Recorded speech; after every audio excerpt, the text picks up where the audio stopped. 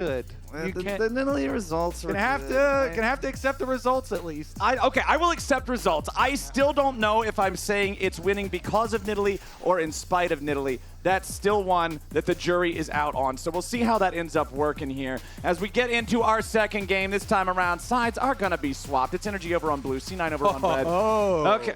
All right. Yuck it up. Soak it in, enjoy it. I will sit over here and happily sip on my haterade. Eventually we will see the Nidalee pick be exposed, but not today. Blaber had a very good game on it in game number 1. The Zeri going to continue to be banned against Berserker. They do not want him having that trademark champion as the Ivern once more. Not going to be allowed on the Rift for Contractz. And the Kalista, she's just been a really, really popular ban in general here throughout summer. One of the top 5 most banned champions, if I recall correctly. So that Cloud9 keeping her out is not a surprise. And Renekton again. No Lizard for Thanatos. Yeah, no Lizard for Thanatos. What about the Sejuani, though? No, none of that either. Yeah, Sejuani right now, especially because Contractz already showed Maokai in game 1. You know, Sejuani is just a better engaged tank right now than Maokai is. You can pair Sejuani with so many melee solo laners, which NRG are infamous for, although not recently. And so they just go right back to the Tristana. The old faithful here definitely was in a very powerful position. Palafox had a full item lead over Jojo in the last game. Yeah, I think Palafox looked good on the Tristana. I'm not surprised at all to see them locking it in again first. C9 is at least hovering this Lucian. Remember that last time around, this was banned out by NRG as one of the potential options to use against that Tristana in mid lane. And this time, C9 is going to repeat their AD carry pick in bottom lane, but they will pick up the Lucian before NRG has the chance to ban it away. And the Lucian is a much more aggressive early pick to the Tristana. So this is a completely different lane phase than we saw in game number 1. Yes. And we're going to have to look to more aggressive junglers, too, because if the Lucian is left unchecked to go for Piercing Light trades through Tristana early on, then that's going to give you mid-prio to the side of Cloud9. Vi still up and available, and so Contractz will lock that one up to try and keep Jojo in check. I will say Vi is kind of hard to use against Lucian early on because Lucian has so much mobility that you have to rely on Q and then flashing onto him to instantly get him. Your raw Qs are not going to be able to do it. And sometimes also, even if you flash and then Q, you get more range, but it's not going to be the speed that you need, and the Lucian can still react. Lucian and Vi, 2 of those champions that were second half bans in the first game. We do have a couple of things, like, again, you know, the Nidalee had to go in the ban roster this time. That opens up a little bit of space. I also want to talk about the Rumble getting locked in here for Dhokla because of the fact that the Rumble is like one of the most banned champions, if not the single most banned champion. I don't know if my stats are out of date or not, but what I'm looking at right now, 100% presence so far this summer, with 23 of those 27 in my sample size being banned. This guy barely ever gets through. And I will say, the data on that is because we are on the live patch now. Okay. We are the LCS, only ones on live patch, 14-14. Rumble got some pretty hefty nerfs to Flame Spitter. So that's the kind of the drop in priority, but Dhokla obviously and NRG, they still feel like it is fine and will have some bully potential up there. NRG definitely have been looking to try and play some aggressive, like winning lanes, push strategy there to get some early control. Now we'll look at the bottom lanes though, as we have some Leona bans trying to take away from Vulcan. They have not yet banned that Alistar. Hey man, welcome back. I'm not going to answer that question though. Anyway, we've got the Gnar again for C9. Thanatos going to pilot that one. I like seeing Leona banned away again. I mentioned it last draft. When you have Ezreal, any one of these roaming supports that has a lot of CC and lockdown can just get so much value because Ez is so safe to be left on his own. Zyra is also going to be banned against Blaber, considering the Nidalee was not available in the first half. C9 still have to pick that jungler. They're a little bit afraid of that high-tempo AP jungling style, but instead it's going to be C9 with the Maokai this time around. Interesting. NRG here. Kai'Sa's always a good match with Vi because Vi is dive champion, but he has not made up his mind clearly. Right. So we're still sifting through. Do they want to keep up with some really heavy pushing lanes? Oh, they do. Okay, here. So some early game with the Jhin possibilities. Need some lockdown with it then when you go Jhin. Okay, the Rell definitely an option. Let's see. You're thinking about what will Cloud9 answer with. I mean, Vulcan still has like Braum. They're not worried about the Alistar. The Nautilus is banned, so that's why Huhi is just thinking his Rell. He is definitely one of the ones, along with Core JJ, that have put a ton of the games into Rell. He's very good at it. He loves the AoE engage, so whoa, they're thinking just Huhi plus Contractz on the Mega engage here. And the fast response from C9, locking in the Bard for Vulcan as the answer. You highlighted the roaming supports with the Ezreal flowers and said they go to Mr. Roam #1, Vulcan on the Bard. Also pretty interesting because the Bard ultimate can be quite good versus Vi, who has to like fully commit to the engages. Yeah. And to the Rell sometimes as well. Honestly, I think the Bard pick is a lot to go up and help mid lane, though, to help Jojo. Because if you have Bard and Maokai assisting this Lucian mid, you're going to be able to proc his passive. You're going to be able to really take some mid prio and try and leverage that to win the game for the side of Cloud9. And we were always like, is he going to keep the streak going? Is it still going to keep happening? He is very well versed on this champion. Yeah, Maokai definitely easily can apply the CC. Bard can just harass you, like you're saying, can even just come by and give those annoying Coco refills. He is the hot Coco. That's going to give you your health advantage for the matchup. And as much as you would want to go destroy those lovely cups of cocoa, they're right in front of the tower, and so can't really take a tower shot to go do it. Yeah, that's the worst, man. They're right there. They're just begging you to step on them. It's like, can I just like throw something at them? No, unfortunately, those are very sturdy cups of cocoa, and it looks like Jojo has 3 full cups ready to drink whenever he needs it. That's so much extra lane sustain. It just allows you to trade so haphazardly into your opponent. Interesting, though. We have a delayed play, and Jojo, 4 people for Cloud9 now. Jojo gonna walk into it. He's in a little bit of trouble, but he dashes right back out. He took pursuit at level 1, so he didn't have to flash. Now he flashes away on the back end of things as Palafox tries to escape. Couple more auto attacks in the air, and it's first blood over to Berserker. Huhi trying to catch back up to Blaber, but it ain't gonna look very good. Kobe, a double kill for the Ezreal. Berserker is online. 1.5 minutes into the game. He's got a triple kill. Dude, what was the prep on this game? Because they had 3 members in here, and so Cloud9 just bring 4 members. Jojo's kind of the bait as he goes in first. And Cloud9, I shouldn't even say Cloud9. I should say Team Berserker. Yes. As they will now be known in this game. Team Berserker Lol. got 3 kills. We were talking and looking at each other a lot and talking about the Coco. I want to see the setup on Vision and how they got in there, because Cloud9 bring 4 members, seems like they know, and they just obliterate them. And then the blast cone, they're out there too, so Jojo doesn't even die, and then they get the 3 kills. Blaber flashing for the knockback.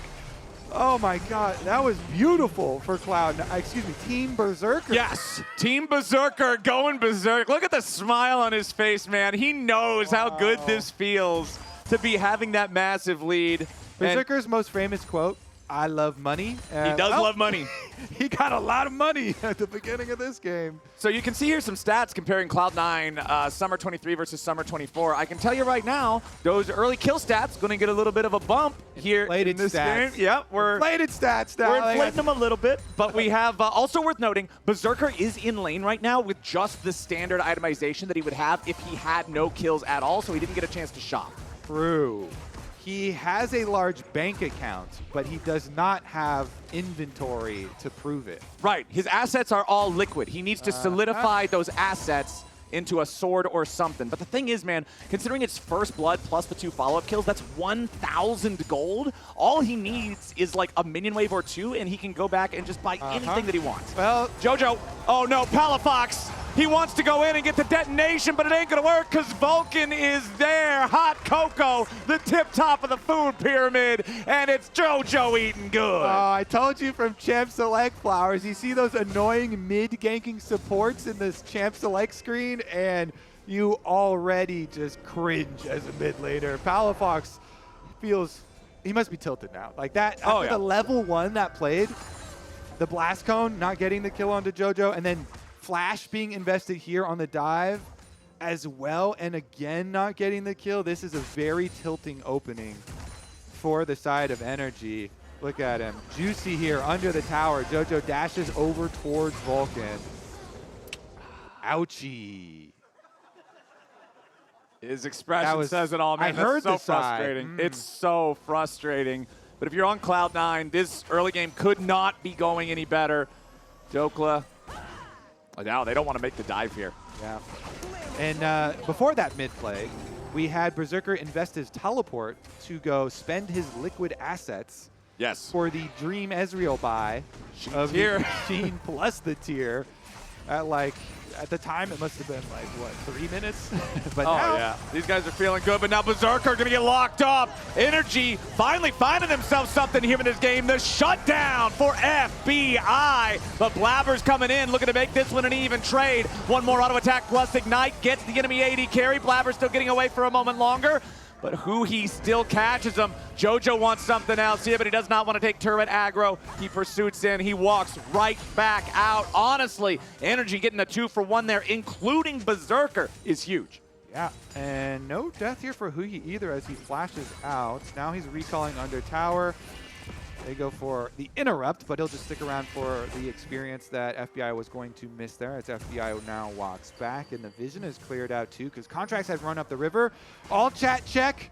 FBI here. They're getting a little bit of a turnaround in this game, so that's definitely worth some, let's see, confidence, I would say, maybe for the side of NRG. Some hope, maybe, is a sliver. Is what they're looking for. A chance. The sliver there. They were able to kill Mr. Moneybags. Ooh, FBI maybe doesn't want to stick around here any longer. He got out from underneath the turret, and Cloud9 said, not, right back under there you go.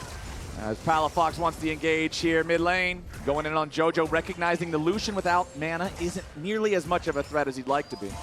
No mana, but still has hot cocoa to go eat. And so he walked over and picked up another. Wait a second. Nice shot there from Berserker on the True Shot Barrage. Hits FBI. If Berserker's feeling himself, he could try to go crazy there, but Huhi coming back around stops any of that in its tracks. But Berserker still just landing a ton of damage. These NRG guys are hurting in bot lane. Yeah, Berserker is feeling himself. He just juked everything. Doesn't get hit by the crash down. Dodges away from the Q from the Rell as well. And then just dumps about 800, 900 damage back into him afterwards. That minion wave is going to die to the towers. Jojo going in for Palafox here. Gets a decent chunk. Palafox knocking him away with the Buster Shot because he knows that if Jojo goes for the culling and he doesn't do that, he could end up taking a lot of damage very quickly. So just going to disengage it instead. C9 up almost 2,000 gold. Let's take another look at how everything went down in the bottom lane. Okay, so Huhi in the brush. Brush positioning. Yep, brush control. Wait for your reload. There we go, out of the brush, got the perfect engage, and they hit everything in this one. Crash down, Q stun, W, fruit here from FBI, and then FBI, he's barely able to avoid because he got bumped over actually out of the crash down, and they do get the counter kill on the Blaber. But still, the turnaround kill there, yeah, he's still gonna go down anyways. All right. C9 with a 1,500 gold lead. Honestly, 1,500 gold lead, 7.5 minutes. Normally you'd be like, yeah, that's really good. But for NRG, after how horrible level 1 went, I think you're all right with it only being 1,500. Yeah, I mean, I looked at it. It was 1.5 after, basically after the early game. Uh-oh. Yep, all right. But now a nice catch coming out from NRG. It's not enough to kill Vulcan. He gets away over the wall on a magical journey, but Contractz is ready to follow and pick up the kill. Make it a 1-for-1 here so far, as now the 2v2 continues with Huhi trying to get away, but Berserker is under pressure from Contractz. Reinforcements arriving from both sides, but it ain't gonna matter. Contractz drops. C9 feeling good about the way that played out. Yeah, you can see how different the game is because he's just got so much money so early. Contractz was debating using that Q to go in at Berserker. You could tell he held it for a very long time, and since Palafox was coming down river, they thought, okay, maybe I'll go for it and get the bump on him, but Berserker able to shoot him down anyways. And here's another trade towards the mid lane, but guess what? I think Vulcan will come by. Vulcan immediately is like, hey, you're trading? Would you like something to drink? Looks like you've tired yourself out in that trade, Mr. Jojo. Please, have a refreshing cup of cocoa. Couple of refreshments there, and I think that last fight kind of demonstrates what you were talking about in draft. The Lucian having so much more early control over the lane, being the one putting on the pressure, made it so Palafox had a harder time rotating over to be able to assist NRG, and they end up losing out in the fight. So Jojo here on the Lucian, having some nice early mid laning action, as Vulcan will continue to make sure that Jojo has nice early mid lane action because nobody else is going to ruin his mid laner's good time. Yep. Definitely a tilting one. When the Bard, I mean, we'll look at like the proximity stats after this game, but so much time from Vulcan, of course, spent up there to really ensure that they've got that lead, since they already had the early lead for Berserker in the first 2.5 minutes of the game. Quite easily. I'm feeling really good about the way that Cloud9 is allocating their resources right now, because Vulcan's making sure that bot and mid are both super far ahead, and they already got the first dragon and the first 3 grubs, right? So that means if NRG gets all of the second set of grubs, okay, it doesn't matter. They can't get Void Mites anyway. And remember that when you're playing Bard, enemy team taking Herald kind of doesn't matter if Bard's paying attention, since you can just use the ulti on the tower, cancel out the turret charge. So I feel like C9's in a really commanding position, not just with their gold lead, but the way that the neutral objectives have played out. Yeah, it's kind of funny now too, because there is counterplay now to Bard, since you can jump in the Rift Herald and drive away to somewhere else. So maybe you can you gotta juke them. Yeah, maybe you can like save Shelly from running her head into a golden turret. You gotta track Vulcan, then have somebody ready to jump in the driver's seat. All right. Maybe false alarm there. I was kind of hoping we were getting something a little spicy. It was close, but as soon as Contractz cues in and they see all the other Cloud9 members, he says, never mind, we are not going to dive in. Brought a punch to a gunfight. Not looking for that. Jojo jumping right in, though, putting a couple more bullets in Palafox. Every chance he gets, he dashes forward, dash auto, auto, Q, auto, auto, W, auto, auto. I mean, it's basically like the entire Cloud9 team, except for Thanatos, has decided this time around, there will be no lead for this Tristana. Yep. Everybody is mid at every opportunity. And as you pointed out, they are also all over all of the mid objectives. You can just get all these neutral objectives with your mid prio. Go visit Jojo first, ensure you have mid prio, and then you don't have to trade anything. Bottom side though. Vulcan gonna be the one engaged on here as Contractz turns it right back around looking for Jojo, but Jojo gets away back over the wall, firing out the calling. Curtain call trying to get in there, but a nice disengage coming out from Vulcan, but Palafox still wants to chase. Jojo's gonna drop, but they end up trading away Huhi for it. Now Palafox dies, and Blaber punches him right in the face. A double kill for the C9 jungler. Yes, they lost Jojo, but they get 3 back for it. Yep, NRG trying to take advantage of a little jump opportunity there in the river, but good disengage. You mentioned it from Vulcan, the ultimate stopping the Jhin ult over there, allowing them the extra advantage. Here's another look at the beginning, though. They have the advantage on vision, and so then they go for it. They combo onto the Bard first, but Bard's not really the prio, and so they try and go onto Jojo, but Jojo then flashes, and the Bard ultimate from Vulcan stops those last shots coming through. Palafox is still able to use their magical journey to at least get their kill onto Jojo. They've been frustrated all game long trying to go after these kills onto Jojo, and they did get that one, but it cost them so much more. You know what I just realized? We always talk about how Bard can be a good pick into Jhin because you can cancel out the ulti. Bard players actually have to know how to do math. Because if he's in the fog and you can't see him, you just look at where the lines would intersect on the curtain call, and then you throw it right there where they intersect. All that stuff I didn't pay attention to in high school, that's why I can't play Bard. That geometry, the basic geometry. Yeah. Wait a second here. What's going on with this possible counter? Because there was a ward, but it's been turned off by the control ward. Okay, Deadly Flourish from a long way away. It put a little bit of damage onto Blaber, but Vulcan showing up means that the tree is in no danger of truly getting chopped. C9 going to go ahead, get their man out of there. Yes, they're not going to steal away the red buff, but hey, at least for NRG, they're on top of these things. They know that C9 wants to continue pushing this lead. They know that C9 is now at 5,000 gold. Kobe, it's 13 minutes into the game. It's 5,000 gold. I mean, a little worried here. When Ezreal gets a triple kill in the level 1, you know it's going to be difficult. But I would also say it's not just that. Okay. It's very easy to say that's the whole story of the game, because that's a massive story. But also I would say Cloud9 did a very good job. As annoying as it is, Vulcan constantly roaming up the mid lane and then turning around multiple plays around Jojo, around this Lucian, ensuring that he is ahead this game was good use of their bottom side lead, where they're They go in after Contractz. He wanted to try to get away with the Vault Breaker, but Blaber with the flash twisted advance locks him up before we can do it. It forces the flash back out of the enemy vibe, but now it's a problem for C9. It's a big dub for NRG. They find Jojo. They caught him sleeping off to the side of the engage, and the snap response takes out C9's mid. Only problem is it's hard to get the objective afterwards because Berserker is still here, and Berserker is so fed. So Cloud9 will slip in. They'll get the objective. NRG, they got their kill again onto Jojo, but you look up at the scoreboard and Cloud9 are swimming in cash. Yeah. And dragons. And void grubs. Pretty much everything.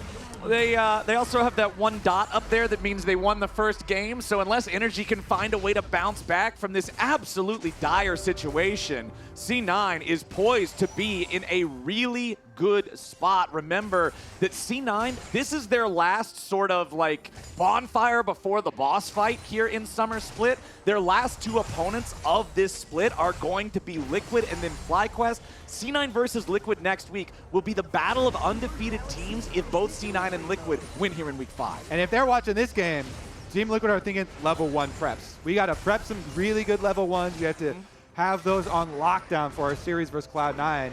And if Cloud9 do finish out this series, which they are certainly in a position to do, then them versus Team Liquid that we're just highlighting there, that match on August 4th, if TL also win their series, the two teams undefeated at the top of the standings, the clash at the top of the LCS is going to be very, very heavily anticipated. Super looking forward to that one.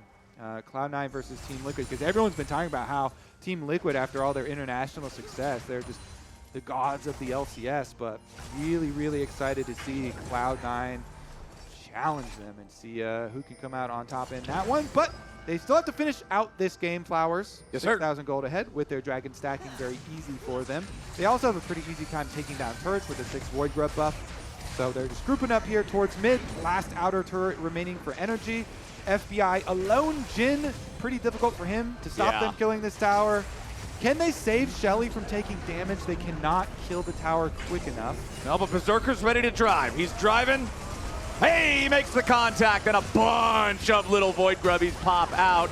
NRG reinforcing, though. Now a nice catch, but it ain't going to be nice enough. A beautiful Tempered Fate coming out from Vulcan. He immediately turns it into a binding. It's a 1-for-1 trade, making a 2-for-1 here for the start. C9, they're so far ahead in gold, but now FBI opens up the curtain call. Magical Journey is ready to take everybody. Exit stage left, and it looks like C9 and all the boys. That is stage left, I'm pretty sure, because the stage directions are facing the audience. So I know that that seems like I'm stupid, but I'm not.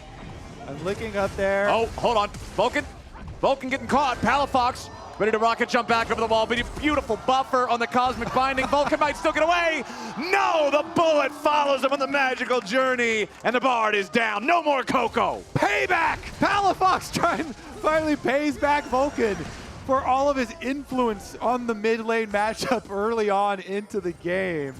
Will that be enough, Flowers? Will that be the turning point? Will that be the branch in the timeline? Thanatos now. Thanatos looking here, but he's got to try to escape because there's so many more NRG players. If Thanatos would have had the Narbar slightly sooner, you might have been able to slam Palafox into the wall on your way out, but since NRG had the backup, they did not have the time for those extra couple of seconds. It is still a 6,500 gold lead for C9. It is still a 2 Drake lead.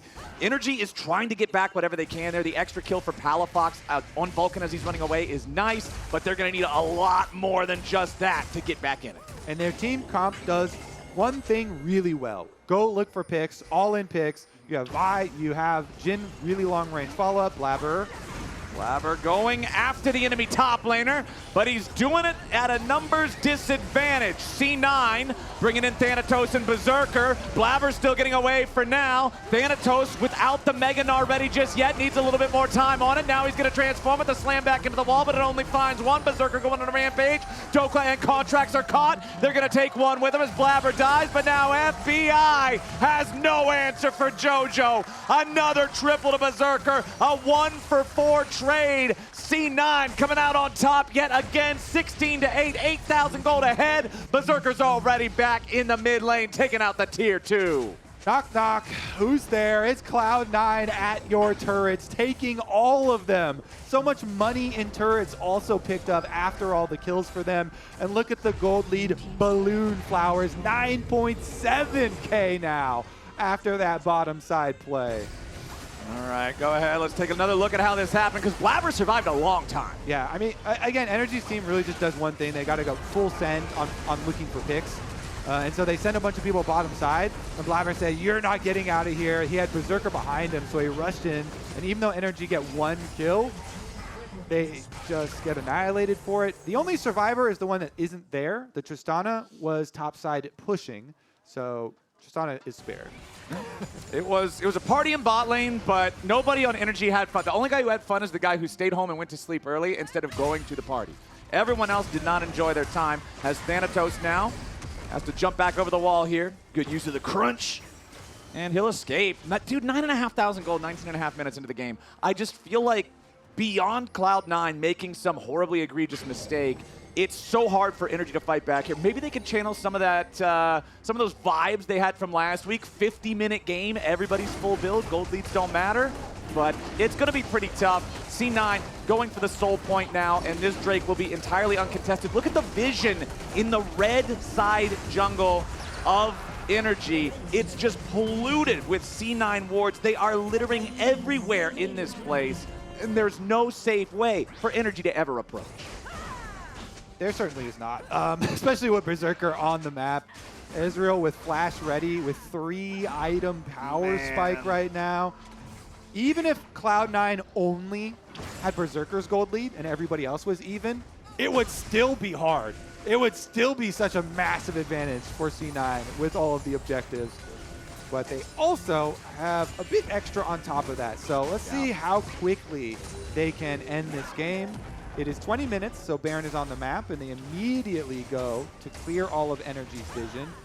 Try and make NRG worried about them starting up the Barons. They definitely can do so as well, because Blaber on the Maokai with his 2 items as well, Warmog's plus 3 Leandries.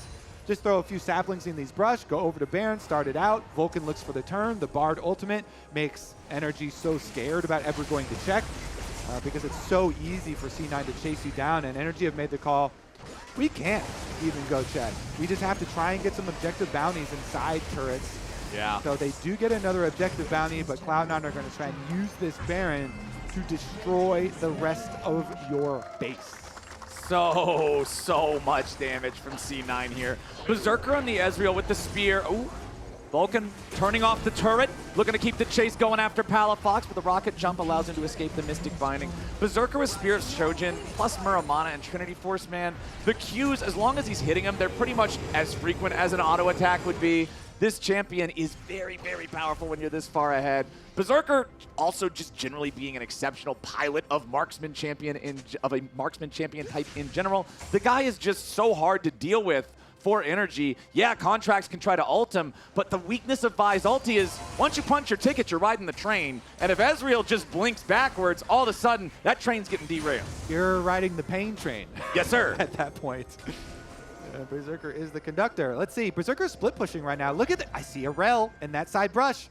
Look at the bottom lane. Yeah. Look at how patient Huhi is. Well, the long game, the long flank from Rell, all the way down in the alcove. Yeah, let's get, look at this. There's a ward here, and then look at that. Okay. The dreams, the hopes, the wishes of NRG. I don't know, man. This feels more like hiding from a velociraptor in Jurassic Park. If he pops out anytime, Berserker's just going to turn around and devour him. C9 pushing up now. Huhi still all the way back there. Has to wait on the enemy minion wave to pass, so he's not spotted out by the minions. As Berserker has no fear. Okay, Huhi making his way up. He is still unspotted. Walking down the line. Meanwhile, the dive is coming in instead. It's going to be the same thing as last game. The flank might be there, but it's too little, it's too late. C9, Berserker is still healthy enough to shift out of the way of the equalizer, and now they're going to keep the push going. Palafox wants a kill. He's got one. He might be able to find the second, but Berserker just pops him instantly. Now C9 brings Jojo back into the fight with a DP. It's going to be a double TP coming right back in. Jojo and Berserker at full HP. It's a 3v3 in the enemy base, and C9's also got a third teleport ready to go for Thanatos. He's going to recall. He's going to regroup. He's going to re-enter the fight, but Berserker has finally been killed. Some nice shooting coming out from NRG. They got a 3v2 defense. They're not going to lose the game here just yet, but Jojo and Thanatos will take the second inhibitor on their exit. Berserker with the ego tries to kill FBI right in front of his whole team while the teleport from Cloud9 is still channeling. We have seen Berserker ego inside enemy bases before as well. I think the last one I'm remembering was a Lucian game, but I think this one is out of throw range. This is still 10K ahead, so I think that is fine. He does die, Berserker down, so NRG still fighting here. And again, this team, they're just going to keep looking for picks, group up, try and kill someone as quick as you can. And your plan is to just make your plays very fast so that you can get some money before Cloud9 bring the rest of their team. Well, I actually think the death there from Berserker was secretly 200 IQ. Because look, the Drake's soul is spawning in 20 seconds. He's already back alive, and he got the int out of his system before the Dragon Soul fight, so now he's focused up and ready to go. Honestly, NRG here cooked a little bit. It was just that Cloud9 already rushed their dive, and so they got the kill on Contractz before Huhi arrived. His long walk there with the metal pants of Rell take a while, even though he was in horse form. And so those pants still weigh a lot. They got a couple kills. Berserker was able to destroy Palafox, and so then he thought he was going to be able to also destroy FBI, so he RT shifts in, gets punished for it, but here's your Dragon Soul Flowers, and here's the return of Cloud9. Yeah, Thanatos confirms the Infernal Soul here for C9. Nobody from NRG even in the area. They've now had to just completely surrender both the Baron and the Dragon Soul without a fight.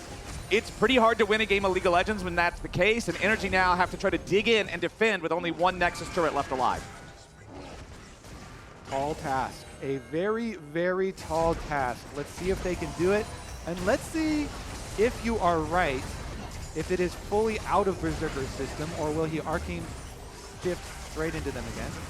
All right, Jojo with the culling, but nice! Huhi trying for the counterattack, but a beautiful Tempered Fate from Vulcan yet again, gonna stop some of that damage. They get Jojo, but they have to trade Huhi away for it. Contractz on the run with Thanatos looking to pursue him. Blaber goes in for the twisted advance, but he ain't gonna find it here quite yet. Contractz with the ulti, but it won't matter, he still dies. Blaber gets picked up by FBI. Berserker still fighting, somebody's gonna block those shots. Palafox wants to go in. Berserker's gonna get knocked away, but he ain't gonna get knocked down just yet.